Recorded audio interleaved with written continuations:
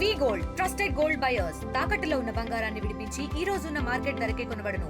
మరిన్ని వివరాలకు సంప్రదించండి 7710 పెండింగ్ లో ఉన్నటువంటి ఫీజు రీఎంబర్స్మెంట్ వెంటనే విడుదల చేయాలని చెప్పి అంటున్నారు. ఇప్పటికే బాకీ పడి ఉన్నటువంటి 8,300 కోట్ల రూపాయలు విడుదల చేసి రాష్ట్రంలో ఉన్నటువంటి 14 లక్షల మంది బీసీ, ఎస్సీ, ఎస్టీ, మైనార్టీ విద్యార్థులకు న్యాయం చేయాలని చెప్పి అంటున్నారు. ఇప్పటికే వీళ్ళందరినీ చదువుకు దూరం చేసే కుట్రలు జరుగుతున్నాయన్న ఆందోళన కూడా కలుగుతున్న నేపథ్యంలో ఇక్కడ హనుమకొండ అదాలత్ సర్కిల్లో కూడా పేద బలహీన విద్యార్థులు కూడా నిరసన వ్యక్తం చేస్తున్నటువంటి పరిస్థితి. ప్రస్తుతానికైతే మనం కొంతమంది విద్యార్థి నాయకులు కూడా కొంతమంది మనం మాట్లాడేటువంటి ప్రయత్నం చేద్దాం.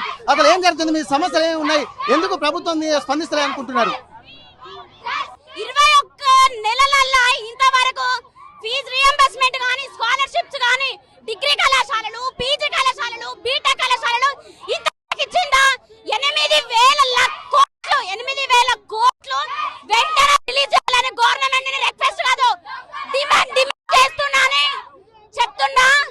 విద్యార్థులు కనుక రోడ్డు పైన గల్లమెత్తితే ఏ విధంగా ఉంటుందో గవర్నమెంట్ కు తెలవాలి.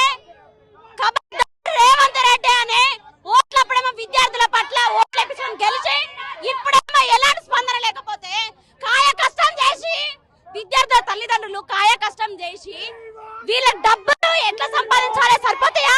సరిపోదు. వాళ్ళు ఆత్మహత్యలు చేసుకునే పరిస్థితి ఏర్పడింది. కాబట్టి డిమాండ్ చేస్తున్న గవర్నమెంట్ కి వెంటనే డిగ్రీ, పీజీ, బీటెక్ కాలేజీల విద్యార్థులు అందరూ కలిసి ఫీజు రీయింబర్స్మెంట్ వెంటనే విడుదల చేయాలని డిమాండ్ చేస్తున్నా. నా పేరు బి జ్యోతి, ఏఎస్ఎఫ్ హన్మకొండ జిల్లా సహాయ కార్యదర్శి. ఓకే, ఇక్కడ విద్యార్థులు కూడా బాగా ఎక్కువ ఆందోళన చేస్తున్న నేపథ్యంలో విద్యార్థులతో మనం మాట్లాడదాం. మహిళలు కూడా ఒక్కసారి చూస్తున్నట్టయితే ఇక్కడ అదాలత్ సర్కిల్లో కూడా మొత్తం ఒక సమస్యలు కూడా విన్నవించాలని చెప్పి అంటున్నారు. ఇప్పటికే ప్రభుత్వానికి ఎన్నిసార్లు విన్నవించినా స్పందించాలని చెప్తున్నారు. విద్యార్థులు కూడా మొత్తం చేస్తున్న నేపథ్యంలో మరికొంతమంది విద్యార్థులు ఉంటారు. చెప్పండి, మీ సమస్యలు పరిష్కారం అవుతాయన్న నమ్మకం ఉందా? అసలు అయితే ఆలోచనలో మేము ఉన్నామండి. అసలు ఏంటి ఇదంతా?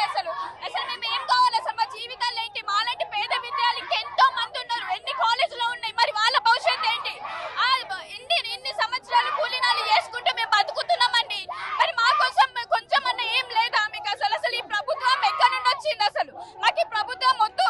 మాకు కొత్తగా మాకు అన్ని కొంచెం అభివృద్ధి చెందాలని మేము కోరుకుంటున్నాం. మాకు రీయింబర్స్ ఇది కావాలి, మాకు ఇది విత్డ్రా చేయాలని మేము మనస్ఫూర్తిగా కోరుకుంటున్నాం. ఇది మీరు హెచ్చరిక అనుకోండి, రివెంజ్ అనుకోండి, మీరు ఏమన్నా అనుకోండి, మాకు అవసరం లేదు. కానీ మేము ఇలా రోడ్డు మీద కావడానికి కారణం ఎవరు అసలు?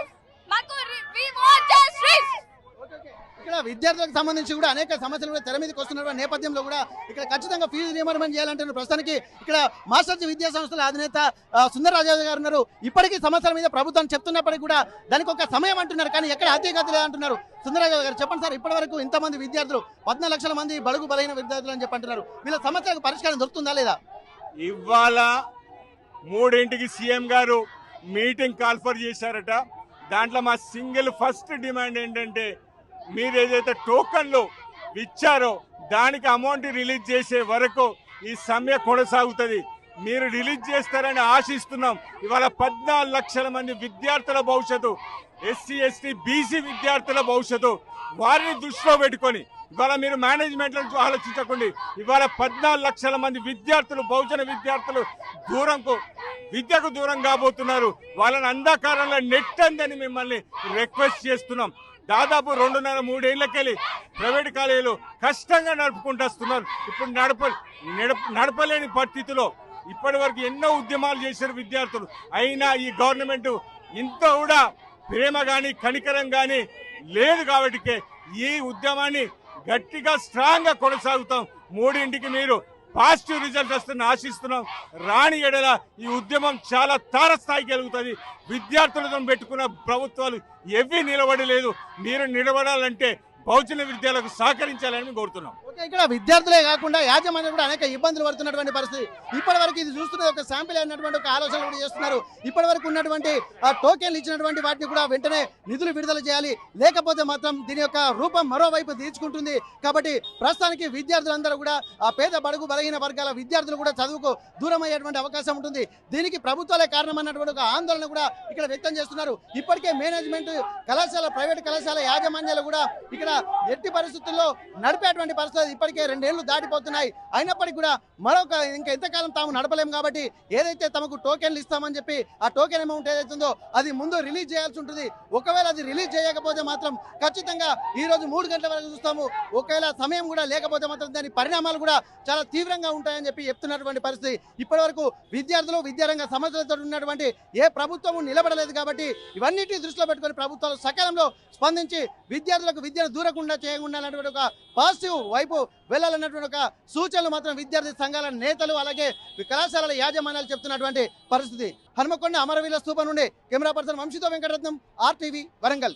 తెలుగులో ఫాస్టెస్ట్ న్యూస్ ఇప్పుడు కొత్త అవతారంలో 5 సెకండ్లోనే పూర్తి వార్తా సమాచారం మీ చేతిలో.